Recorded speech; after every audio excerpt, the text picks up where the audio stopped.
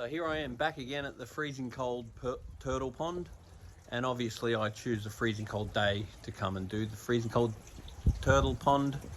Get my hands nice and blue in the freezing cold water. And I'm going to change the UV, do a service, and see how we go. Wow, I'm actually amazed how clean it looks.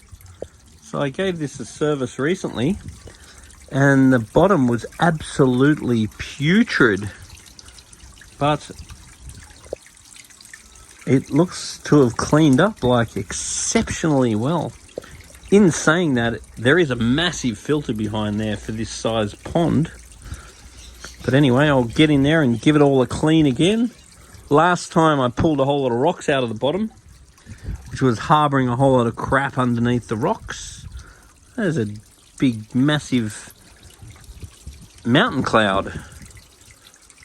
There's a whole bunch of goldfish in here, which right now you can't see, and a couple of monster big turtles.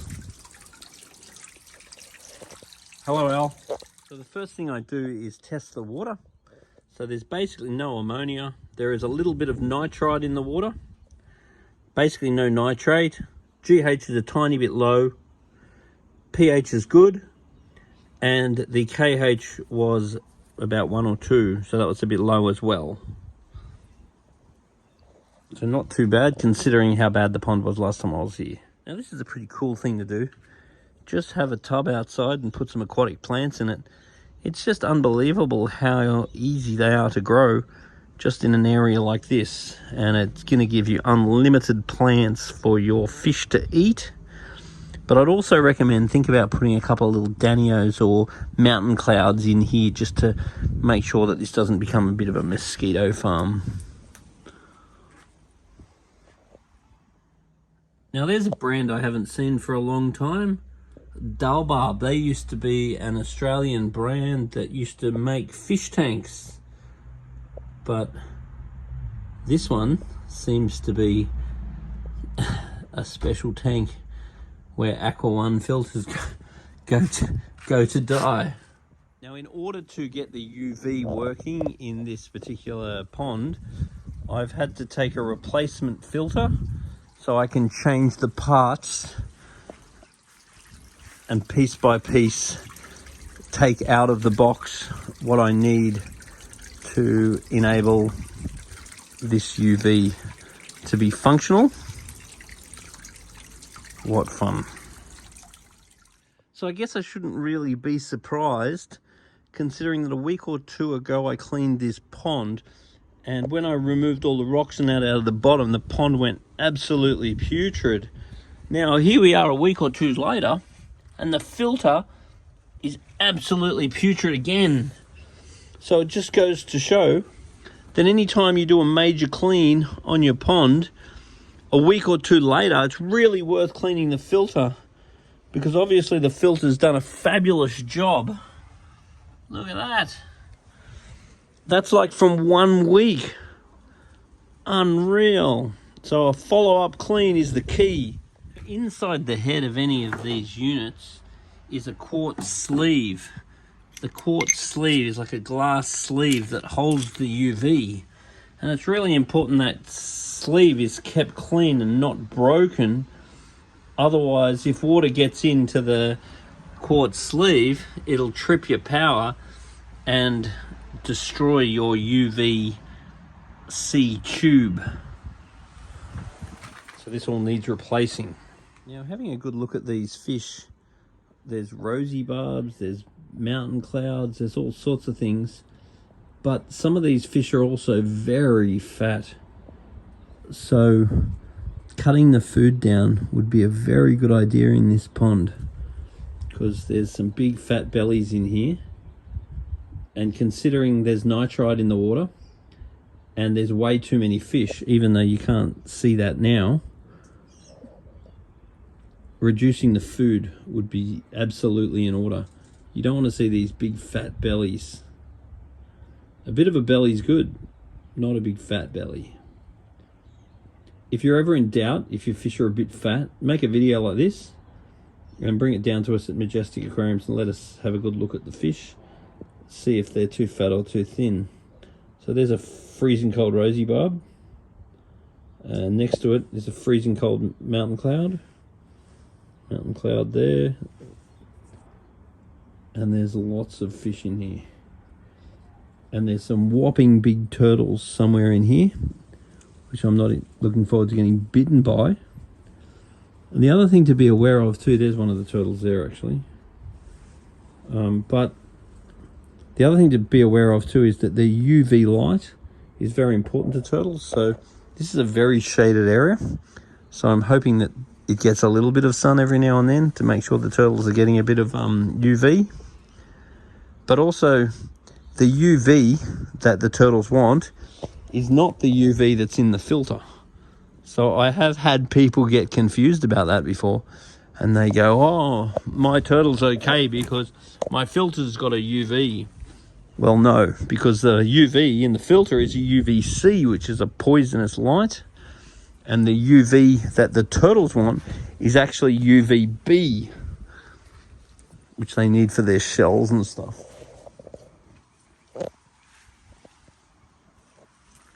So this is the quartz sleeve, which you do need to keep clean, and it had broken in this unit. So once I reinstall the quartz sleeve, I can then install the UV back in, and Bob's your uncle. Or maybe Bob's your mum's new boyfriend. Good bloke, Bob. So here's a bit of a tip. When you buy these filters, you think, oh, where's the bloody UV tube? Where you find the UV tube is hiding in the filter, which is all pretty good. It's a nice cushy place for it, less chance of breaking it. Unless you don't know that, and you go and fill your filter up and run it, thinking that you're missing the UV, and then you wet the UV and trash it. Now, when you need to replace the UV, which is typically once a year, I'd recommend buying the Philips ones, because these cheap Chinese ones definitely don't last as long. I'd recommend using the UV for 1 year and then replacing it, and I only buy Philips UVs. Philips a good bloke too. Yeah, one time I was doing a job for a bloke. I had to go and work on a UV on his pond, and I gave him a call when I was out the front. And he's like, oh, yeah, should be right. Yeah, should be right. I'm like, what do you mean? He's like, oh, I nipped out, sort of forgot about you coming over. But just jump the fence. He'll be all right. Okay. And what he meant was he had a big dog, and he didn't think the dog would bite me. So I was up for the challenge, and I sort of hung over the fence, called the dog over, sort of established that he was a big mean looking dog, but established that maybe he's not going to bite me. And then I jumped over the fence, tried not to startle the dog because didn't want to get bitten by that big fella. And then anyway, I went over to the pond to work on the UV, because I got there a little bit later than I expected, and that's why I think he'd forgot about me and he'd gone off to do something else. And starting to get a little bit dark. So then I'm in the garden and I'm playing around with his pond filter. So he had a pond filter, not unlike these ones. And then and the pond filters have normally got in the UV section a safety, which means that if you pull the UV globe out, the globe won't work, because UV light is actually poisonous and can actually make you go blind. So in this particular situation, I'm traipsing around the garden looking for the actual filter, concerned about getting bitten by this big bloody dog that was looking a bit worried about me traipsing around the garden in his territory. And then I finally found the filter, and I pulled the UV out to find that the safety didn't work and the UV was on. And then I knew that UV light is very poisonous and actually can make you go blind. And in an absolute Homer Simpson moment, I've got it in my hand and it's on, and I'm like going, whoa, I looked at it, I'm like, oh no, don't look at the UV light, it's gonna make you blind. And I'm like, oh, but I looked at it, and I'm like, oh, I looked at it again. I looked at it again. And then I started getting these like purple patches in my eyes and that. I've got to stop looking at the UV light. So anyway, the moral of the story, don't look at UV lights. Idiot. But the good news is I'm not actually blind. And other things have not made me blind that they said make me go blind. So far, so good. So when handling these UV globes, you don't want to touch the actual glass globe itself. So that's got to go in there and click it in and try not to touch the globe. And if you do use the globe, or if you do touch it, make sure you give it a wipe because you don't want any oils and stuff on the globe. It can damage it. Now, though this pond was just cleaned out recently, I've just done a bit of a water change again and I can smell the hydrogen sulfide again. So adding some polyfilter is definitely in order. And another follow-up service would be definitely in order because there is way too many fish in here. Stripping out some of the fish would be a very good idea. These actually started off being feeder fish for the turtles and have ended up growing and breeding and growing and breeding and growing and breeding to the point where there's way too many and they're way too fat. So feeding less and having less would be a very good idea. There's an unbelievable amount of fish in this pond for such a small pond. But the secret is the size of the filter. It's a very big filter. Without the very big filter, there's no way the pond could handle anywhere near the capacity that it's got. But even in saying that, this does require more maintenance. So a follow-up service and reducing fish and adding polyfilter.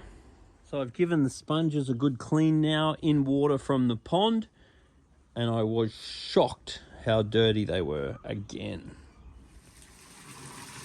So now I've turned the filter on and I'll check for leaks, and I'm going to start filling the water up, and every few sort of 5 centimeters that I fill, I'll add some water ager. Take the chlorine out of the water, and this pump's really pumping. There's something going on here. The old filter, maybe it was clogged or something because it wasn't pumping like that.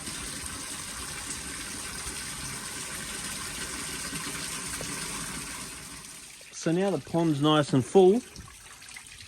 Just put some extra water ager in there. Make sure there's no chlorine, and the KH level is nearly 1. So what we're going to do is add this turtle buffer. Contains calcium for strong bones and shell. Tip a bit of that in there, and then check it in the next few days, expecting I'm probably going to have to add a bit more. I really want this KH level to be around 6. And at the moment it's closer to 1. So this UV is finally fixed. That light there indicates that the UV is on. And this is a little bit creative because watch this. If I pull that off, woo! Party time. It's pumping like a 18-year-old. And then this one here has got a tiny dribble at best coming out. But that's completely clogged. But I think that's an adventure for another day. So an unforeseen fun was plugging this PowerPoint in down here was so bloody hard when you can't see anything. So that took a bit longer than I sort of hoped. That goes there. That goes there. Tommy the turtle can go back. And bingo! We've got a working UV.